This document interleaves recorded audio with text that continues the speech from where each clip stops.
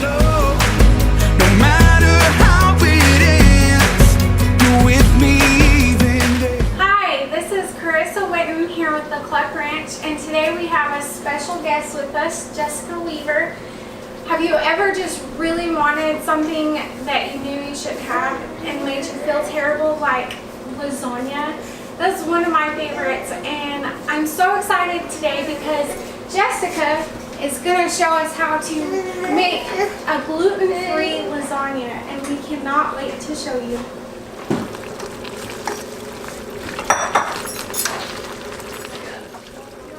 That's real good.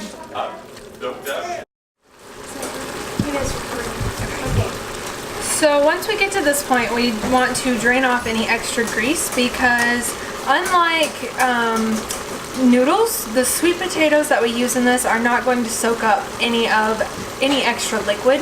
So we want to make sure that our hamburger is pretty dry at this point because our sauce is going to be our liquid.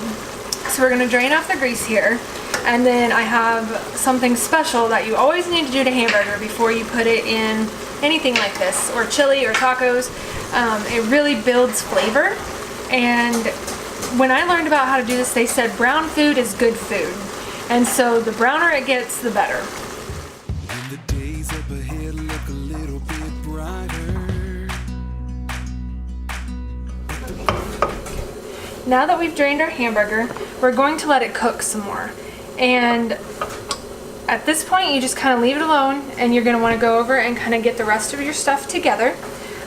You'll hear it start popping, and then you're going to want to come back and stir it, and then we're going to want to have a pretty big cup of water beside, I'll go get that in a second, beside our hamburger, because that's going to be really important that we use the water to get the brown bits off the bottom and keep our hamburger from burning. I'm reminded your grace never asked for perfection. Oh, I'm restored because I'm yours and I stand forgiven. Even when it feels like my world is shaking, even when I've had all that I can take, I know you never let me go. So we're going to use a little bit of cheese in this, but if you really wanted it to be paleo, you would use maybe a nutritional yeast mixture, or even just leave it off. It's not terrible without it, but lasagna should have some sort of cheese in it, I feel like. So I just use a little bit, but you don't want to go buy shredded cheese at the store because, for one, it has starch in it, and that's what we're trying to get away from. And it also has antibiotics in it, kind of. They have mold inhibitors, and when you eat that, you do that for your gut too. And so you want to stay away from shredded cheese that's already been shredded at the store. Get a block and shred it yourself. It doesn't take very long, and I like it better because then you can just eat your cheese as you go. And then we've mandolined our sweet potatoes. You've seen that earlier. They're very thin. We have some onions chopped up, and we are using grass-fed beef over there, and that can get kind of expensive. So I like to add in mushrooms because they can be a little bit like meat, and that way you don't have to use as much meat in it, or you could even leave the meat out completely and just use your mushrooms. And then the sauce that we're going to use today, this is my favorite sauce. It is not organic, but it does have good quality ingredients, and it doesn't have any of the oils that you don't want to eat, like soybean or canola, sunflower. Any of those oils are going to be pretty much rancid by the time they get to you, so you want to steer clear of them completely. They cause a lot of inflammation in your body. So this brand here, it's made with extra virgin olive oil, and then we also have this brand here, and I've never used that. Carissa and her mom got that, and so it's got really good ingredients in it too. I can actually buy this one that I had at the grocery store here in town. I don't have to go somewhere else to get it, and that's why I tend to use that. That's what you want. If it won't come off the bottom of your pan, just add a little bit more water to the spot that it's sticking, and it'll come right off.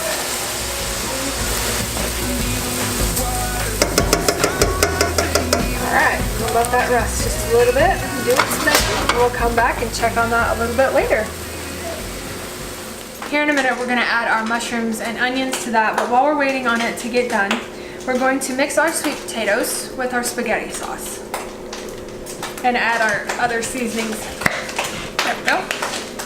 And so, put that in there, and like I said with the hamburger, you don't want this to be overly moist when you put it in the oven, otherwise it's kind of soupy. So do 1 jar, you can always add, never take away, and stir it up. You want to get them pretty well coated with the sauce. So I'm going to add half of this jar to it.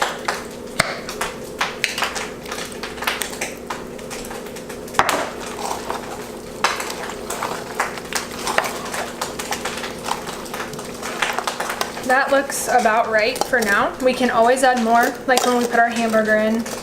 We can add more to make it saucier. The sauce smells so good. I smell the basil and the tomato. I'm ready to eat this right now. Okay, so we're gonna come over here and add our onions and our mushrooms to the hamburger because we just about got it the way we want it. So I'm gonna get all those bits. I like to add my onions first because I want them to cook just a little bit longer than the mushroom. I'm not a fan of raw onions, so it's totally a preference of your own. So we'll let that cook about 5 minutes until it starts to pop in again. And then we'll do the mushrooms. Yeah, perfect. That'll just help the onions cook a little faster. I love turmeric in all my food. I put turmeric in everything. It really doesn't have much of a taste to me. Some people think it does. I don't, but I've always added it to this, so we'll add just a little bit. It makes things turn bright yellow, so I can't really see it in this dish because of the red and the yellow already, but you want to add a little salt. We're not afraid of salt because it's good quality salt, and it's also, we don't eat processed foods, right? Mm-hmm. That's where we get the salt overload. And so, a little bit of pepper. I like pepper. Salt and pepper is always good. Yeah. There we go. And then a little bit of garlic. It is an Italian dish, so because I used the salt, I didn't choose garlic salt, I chose garlic powder. And then just to, kick things up a notch, just a few little sprinkles of red pepper flake. That is completely optional. But it just adds a little bit to it, adds some fun to it. Stir all that up. You don't want to put that stuff in your hamburger because spices burn really easily and they can add some bitterness to your dishes. So low and slow in an oven would be okay, or at the very end of cooking your hamburger is when you would want to add spices. Make sure that's good and stirred up. We'll go check on our hamburger.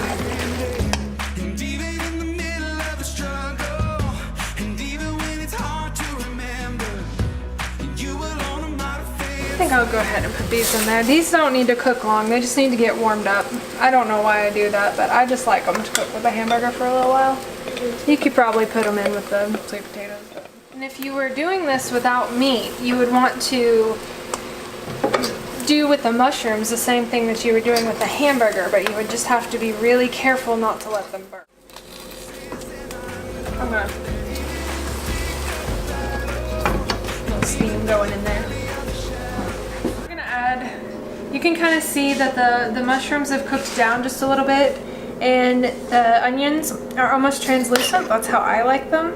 You can cook them to your preference, but then we're gonna add this into here. Little at a time. So then we're going to stir all this together and just kind of see how it looks. should be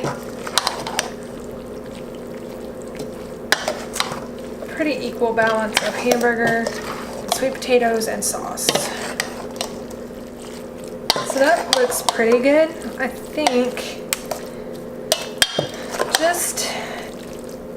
I'm gonna add just a little bit more sauce just to make sure we have that good tomatoey flavor, but not a whole lot. Mix that up and see what it looks like.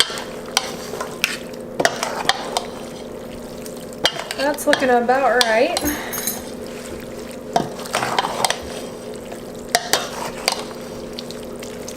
Your potatoes will stick together, but it doesn't matter. I used to try to get them all separated out. It's a waste of your time. It does not make it taste any better. And so I also would layer this like you would a normal lasagna.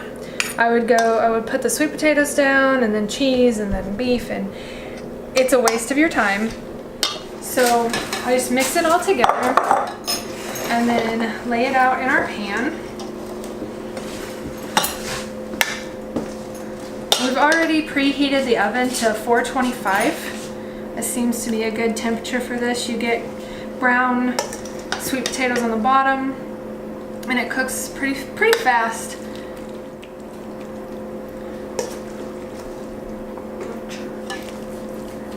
Yeah.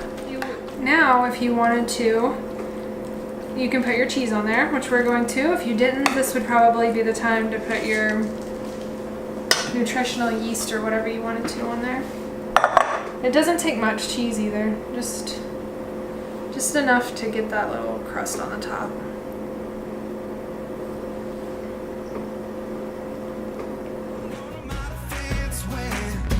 I'm standing on your promises, so where could I run to? Where could I go? Even when it feels like And that's gonna cook for about an hour, or until the sweet potatoes are done the way you like them. Less time for a little bit crunchier, more time for softer. So we're gonna check on this now, and it's starting to look really good. We're gonna take our foil off now. Our potatoes are soft. It's been about 30 minutes. Get off of there, little potato. And then some of this, we're gonna let some of this water that's in here from the potatoes evaporate too. So I just kind of want to make a few little holes in it. Wow, that's hot, Avery. Be very careful.